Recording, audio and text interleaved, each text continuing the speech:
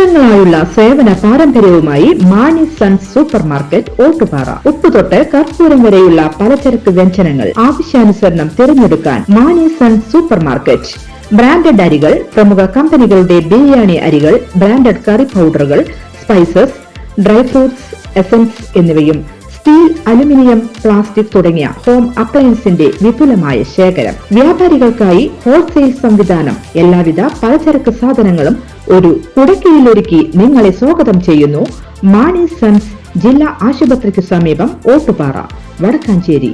Phone number 9072303443 8078417443. മുഖ്യമന്ത്രിയുടെ political secretary P ശശിക്കെതിരെ അന്വേഷണം വേണമെന്ന് മുസ്ലിം ലീഗ് നേതാവ് പി.കെ. കുഞ്ഞാലിക്കുട്ടി. അന്വേഷണം നിഷ്പക്ഷമായിരിക്കണമെന്നും നീതിയുക്തമായിരിക്കണമെന്നുമാണ് UDFന്റെ നിലപാടെന്നും കുഞ്ഞാലിക്കുട്ടി പറഞ്ഞു. പൊതുമധ്യത്തിലുള്ള വിഷയമാണെന്നും തള്ളിക്കളയാൻ സാധിക്കില്ലെന്നും അദ്ദേഹം മാധ്യമങ്ങളോട് പറഞ്ഞു. സ്വർണ്ണക്കടത്ത് മാത്രമല്ല, അനവധി ക്രിമിനൽ പ്രവർത്തനങ്ങൾ പോലീസ് സംഘം ചെയ്തിരിക്കുന്നുവെന്ന ആരോപണം നിലവിലുണ്ടായിരുന്നതാണെന്നും അത് ഗൗരവമുള്ളതാണെന്നും കുഞ്ഞാലിക്കുട്ടി UDF പ്രക്ഷോഭവുമായി മുന്നോട്ട് പോകും. പൂരം കലക്കിയതിൽ ഒന്നുമില്ലെന്ന് പറഞ്ഞാൽ ശരിയാവില്ല. പൂരം കലക്കിയതല്ലെങ്കിൽ കലങ്ങാനും പാടില്ല. ഇത്രയും മഹത്തായ പൂരം ചരിത്രത്തിൽ എപ്പോഴെങ്കിലും കലങ്ങിയിട്ടുണ്ടോ? എല്ലാ സർക്കാരിൻ്റെ കാലത്തും ഭംഗിയായി നടക്കുന്ന പൂരം കലങ്ങാൻ പാടില്ലല്ലോ. പൂരം കലക്കിയതെന്ന ആരോപണം ഉണ്ടാകുമ്പോൾ അത് പൊളിറ്റിക്കൽ വിഷയം കൂടിയാണ്. ഇതിൽ കൂടുതൽ അന്വേഷണം നടക്കണം. ആരോപണ വിധേയൻ തന്നെ ഇത് അന്വേഷിച്ചുവെന്നതും വിമർശനമാണ്. പൂരം കലക്കിയതിൻ്റെ ഫലമായി വളരെ അസാധാരണമായ സംഭവങ്ങളാണ് കേരളത്തിൽ ഉണ്ടായതെന്നും കുഞ്ഞാലിക്കുട്ടി കൂട്ടിച്ചേർത്തു. ആ രോഷം ഇടതുപക്ഷ സ്ഥാനാർത്ഥിക്കും UDF സ്ഥാനാർത്ഥിക്കുമെതിരെ വന്നു.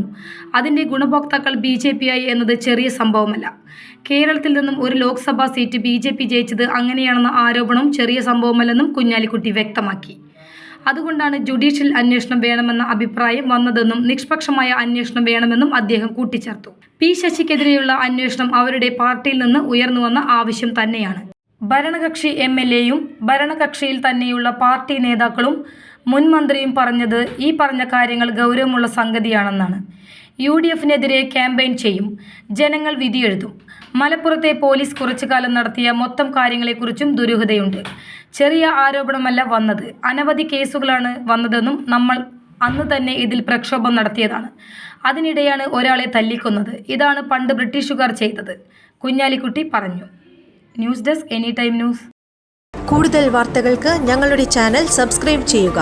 ഫേസ്ബുക്ക് ഫോളോ അപ്പ് ചെയ്യുക. വാർത്തകൾ വേഗത്തിലറിയാൻ എനി ടൈം ന്യൂസ്.